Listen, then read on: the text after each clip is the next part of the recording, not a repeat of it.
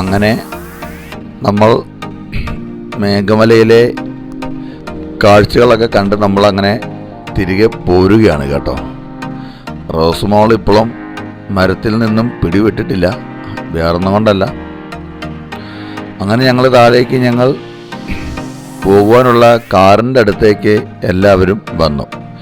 ഞാൻ നോക്കുമ്പോൾ ജോബിറ്റ് കാറിൽ കിടന്ന് പോക്കിറ്റ് ഉറക്കുക. വേറൊന്നുമല്ല, രാവിലെ 6 മണിയായപ്പോൾ നമ്മൾ വീട്ടിൽ നിന്ന് ഇറങ്ങിയതാണ്. പോകുന്ന വഴി കുട്ടികൾക്ക് ഭയങ്കര ഒരു ആഗ്രഹം, കാറിൻ്റെ ബോണറ്റിൽ കിടന്നുകൊണ്ടങ്ങ് സഞ്ചരിച്ചാലോ എന്ന്. കുട്ടികളുടെ ആഗ്രഹമല്ലേ, നമ്മളതങ്ങ് സാധിച്ചും കൊടുത്തു. അങ്ങനെ വണ്ടി നേരെ തേയിലക്കാടുകളുടെ ഭംഗി ആസ്വദിച്ച് പോകുമ്പോൾ ഞങ്ങൾ കണ്ടു നമ്മുടെ പൃഥ്വിരാജിൻ്റെ സിനിമയിലെ പോലൊരു ആടുജീവിതം എന്നതുപോലെ വെള്ളമൊക്കെ പറ്റിക്കിടക്കുന്ന ഒരു കര, മരുഭൂമി പോലെ. പിന്നെ ഇമ്മാനുവിനും ഭയങ്കര ആഗ്രഹം വെള്ളത്തിലൊക്കെ ഒന്ന് കിടന്ന് കളിച്ചാലോ എന്ന്. ഞങ്ങളെന്തായാലും പയ്യെ അങ്ങ് ഇറങ്ങി പോവുകയാണ്. എന്തായാലും ഇവിടം വരെയൊക്കെ വന്നതല്ലേ. അതിസുന്ദരമായ ഒരു സ്ഥലമാണ് കണ്ടത്. അതുകൊണ്ടാണ് ഞങ്ങൾ തൽക്കാലം അങ്ങോട്ട് ഇറങ്ങിയത്. ഞാനും അന്നമ്മയും പയ്യെ ഏറ്റവും പുറകിലങ്ങ് പോവുകയാണ്. അന്നമ്മ ഇപ്പോഴും ഉടുപ്പൊന്നും ധരിച്ചിട്ടില്ല, കാരണം ചൂട്. അങ്ങനെ ഞങ്ങൾ തേയിലക്കാട്ടേക്ക് കൂടി നേരെ പയ്യെ താഴേക്ക് ഇറങ്ങിയപ്പോൾ അതിവിശാലമായ ഷോറൂം എന്ന് പറഞ്ഞതുപോലെയാണ്. 4 സൈഡും പാറകളും കല്ലുകളുമാണ്. അതിന് നടുവിൽ കൂടി ചെറിയൊരു അരുവി. ഞങ്ങൾ പയ്യെ അരുവി ലക്ഷ്യമാക്കി നേരെ മുന്നോട്ട് പോവുകയാണ്. അപ്പോൾ നമുക്ക് കണ്ടാൽ അറിയാം, ഏകദേശം ഒരു ആടുജീവിതത്തിൻ്റെ ഒരു സ്റ്റൈല് പോലെയുണ്ട്. അങ്ങനെ ചെല്ലുമ്പോഴത്തേക്ക് ചെറിയൊരു അരുവി നമുക്ക് കാണാൻ സാധിക്കുന്നുണ്ട്. ഞാൻ ദൂരെ നിന്ന് വീഡിയോ എടുത്തു. ജോബറ്റ് ഏറ്റവും അവസാനം ഇറങ്ങി താഴേക്ക് വരികയാണ് അവന്. അപ്പോൾ അവിടെ നിന്ന് ജോബറ്റിനോട് പറഞ്ഞു 1-2 ഫോട്ടോസൊക്കെ എടുക്കാൻ പറഞ്ഞു. ഞാനത് എടുത്തിട്ടുണ്ട്. ജോബറ്റ് അങ്ങനെ താഴെ വന്നിരിക്കുകയാണ്. എന്താണ് ചെയ്യേണ്ടത്, എവിടെ നിന്നാണ് ആരംഭിക്കേണ്ടത് എന്ന് ഓർത്താണെന്ന് തോന്നുന്നു ജോബറ്റിൻ്റെ ഇരിപ്പ്. അങ്ങനെ ഞങ്ങളെല്ലാം പയ്യെ വെള്ളത്തിലേക്ക് ഇറങ്ങി കളിക്കാം എന്നുള്ളൊരു തന്ത്രപ്പാടിലാണ്. റോസും സോഫിയയും ആദ്യം വെള്ളത്തിലേക്ക് ഇറങ്ങി. ഇത് പുറകെ ഇറങ്ങാൻ ഇമ്മാനുവൽ റെഡിയായി നിൽക്കുകയാണ്. അതിൻ്റെ ഇടയ്ക്ക് സോഫിയയുടെ ചെറിയ ഡാൻസ്.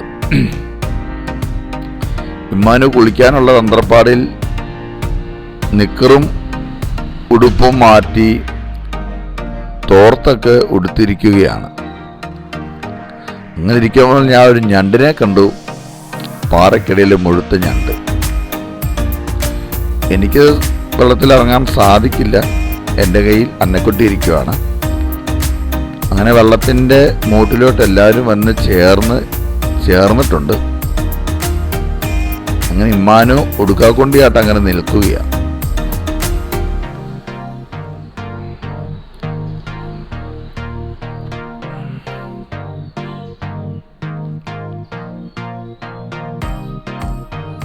വെള്ളം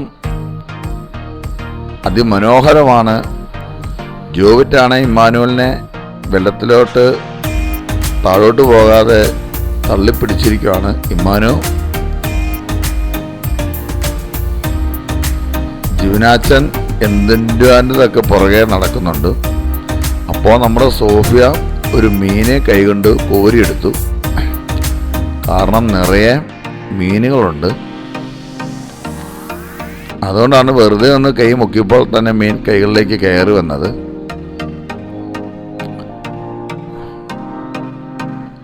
എന്ത് മീനാണെന്ന് കറക്റ്റായിട്ട് അറിയില്ല. എന്തേലും മീനെ കണ്ടപ്പോൾ ജുബിനായും റോസവും മീനെ പിടിക്കാനുള്ള തന്ത്രപ്പാടിലാണ്. തോർത്ത് വല പോലെ ഉപയോഗിച്ച് മീനെ പിടിക്കാൻ നോക്കുകയാണ്. പക്ഷേങ്കിൽ സാധിച്ചില്ല.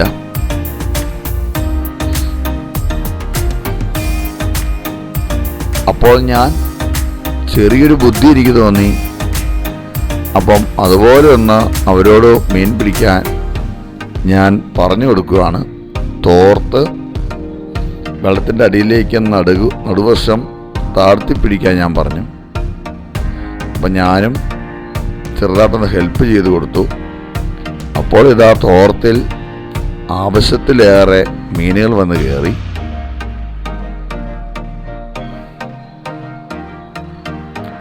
ഞങ്ങൾ പയ്യെ തോർത്ത് മുകളിലേക്ക് വലിച്ചു.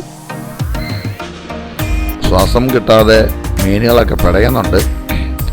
അതുപോലെ തന്നെ ഞങ്ങൾ വെള്ളത്തിലേക്ക് അവനെ ഇറക്കി വിട്ടു. കാരണം ഇത് നല്ലൊരു രസമായതുകൊണ്ട് ഞങ്ങൾ ചെയ്തതാണ്. അങ്ങനെ ഞങ്ങൾ നിൽക്കുന്ന 4 ചുറ്റുപാടും വീഡിയോ ക്യാമറ ഓടിച്ചു. നമുക്ക് കണ്ടാൽ കാണാൻ സാധിക്കും 4 ചുറ്റും മരുഭൂമി പോലെയാണ് സ്ഥലം കിടക്കുന്നത്. അതിൻ്റെ ഇടയിലാണ് ചെറിയൊരു അരുവി. എത്ര മനോഹരമായ സ്ഥലമാണെന്നറിയാവോ? ഇതൊക്കെ നമ്മൾ പോയി ആസ്വദിച്ചില്ലെങ്കിൽ പിന്നെ എന്ത് ആസ്വദിക്കാൻ ഈ ജീവിതം? ഇതൊക്കെ എനിക്ക് തോന്നുന്നത് വലിയ മഴ വരുന്ന സമയത്ത് വെള്ളം ചാടി വന്ന ഭാഗങ്ങളാണെന്ന് തോന്നുന്നു വിണ്ട് കയറി ഇരിക്കുന്നത്.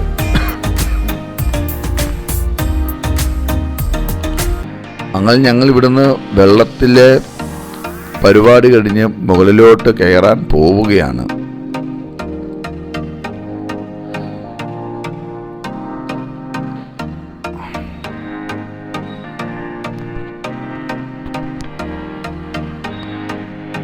പിള്ളേർക്ക് ഇപ്പോഴും കളിച്ച് കൊതി മാറിയിട്ടില്ല. ജോബിനൊരാഗ്രഹം ഇങ്ങനെ കല്ലെടുത്ത് എറിഞ്ഞാലോ എന്ന്. ഞാനും അതങ്ങ് സാധിച്ചു കൊടുത്തു.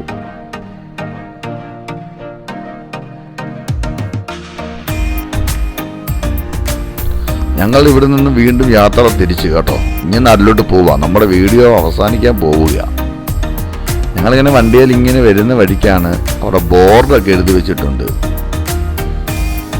ഇവിടുന്ന് നമുക്ക് കൊടൈക്കനാലിന് 148 കിലോമീറ്ററും പളനിക്ക് 183, പിന്നെ കോൺസ്ട്രാളൻ എന്താണ്ടോ ഒരു സ്ഥലം 248. ഇങ്ങനെ ഇവിടെ ബോർഡ് എഴുതി വെച്ചിട്ടുണ്ട്. ഇവിടുന്ന് നിസ്സാര ദൂരമുള്ളൂ. നമ്മളങ്ങനെ മുന്നോട്ട് പാലമെല്ലാം കയറി മുന്നോട്ട് പോകുമ്പോഴാണ് ഒരു വലിയൊരു സംഭവം നമ്മൾ കാണാൻ പോകുന്നത്. ഈ പോകുന്ന വഴി നമ്മൾ അന്നക്കുട്ടി വണ്ടിയിലിരുന്ന് ഇങ്ങനെ എൻ്റെ ചങ്കത്തിരുന്ന് അവളങ്ങ് ആസ്വദിക്കുക ജീവിതം. എന്താണ്ടൊക്കെ കൈവച്ച് പുള്ളിക്കാരത്തി കാണിക്കുന്നുണ്ട്. എന്തായാലും നല്ലൊരു മനോഹരമായ ഹൃദയസ്പർശിയായ ഒരു യാത്രയായിരുന്നു ഞങ്ങളുടെ അടുത്ത്. എല്ലാവരും ടാറ്റ പറഞ്ഞു പോകുന്ന സമയത്താണ് വലിയൊരു കാട്ടുപോത്തിനെ ഞങ്ങൾക്ക് കാണുവാനായി സാധിച്ചത്. അത് എവിടെ നിന്ന് എങ്ങനെ വന്നെന്നൊരു പിടുത്തമില്ല.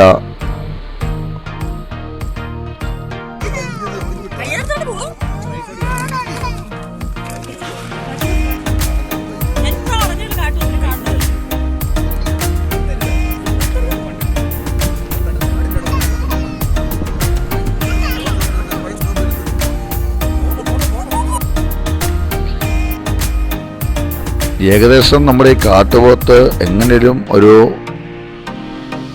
500 കിലോയ്ക്ക് മുകളിലുണ്ടാകാൻ സാധ്യതയുണ്ട്.